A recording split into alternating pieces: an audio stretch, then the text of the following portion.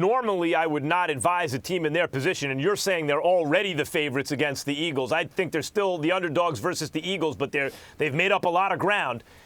You're saying they're already favorites. If they get Odell Beckham, see, usually I wouldn't advise to go trade for a very expensive receiver, because not only do you have to pay him once he gets there, or you're just renting him like they did with Sammy Watkins, but you got to give up all those resources even to get him in the first place. You know, first-round pick, second-round. You know, the Giants want a first-rounder plus, reportedly. Like, we don't know if that is in fact true, but that in some places that is shown up as what their ask would be.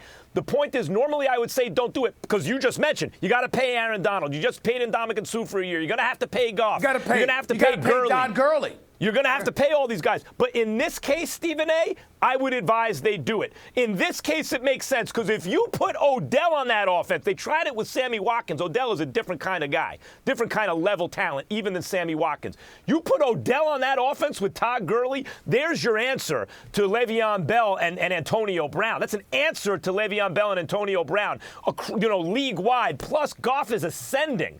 You know, I mean, that is Whitworth on the blind side, and you add the defense. If they added Odell, I'd make them the favorites to win the Super Bowl.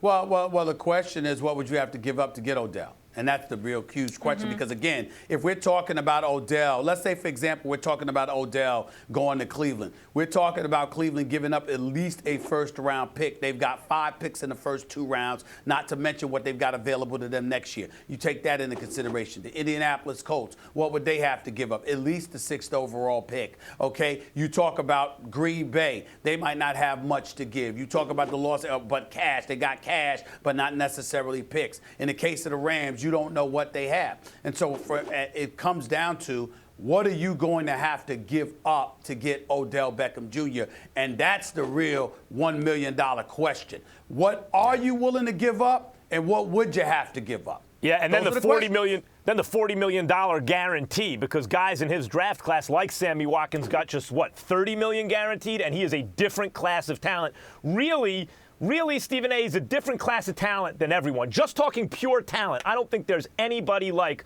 Odell Beckham Jr., maybe that I've even ever seen at the position. He is a different kind of athlete than everyone, and at this high-leverage moment for the Rams, not that they need him, those guys like you and I'm sure others might make them the favorites even just after the Ndamukong Suh signing. But and then the development of Goff. But if they had him now, that would be an insanely scary offense on a team that is improving in just about every way. You're also assuming he's going to be healthy, and there's going to be no dip from what he was throughout his career. That was a nasty ankle injury. And consider the L.A. market, guys. Like, where would Odell actually want to go? Where he'd consider going? He's made for Hollywood.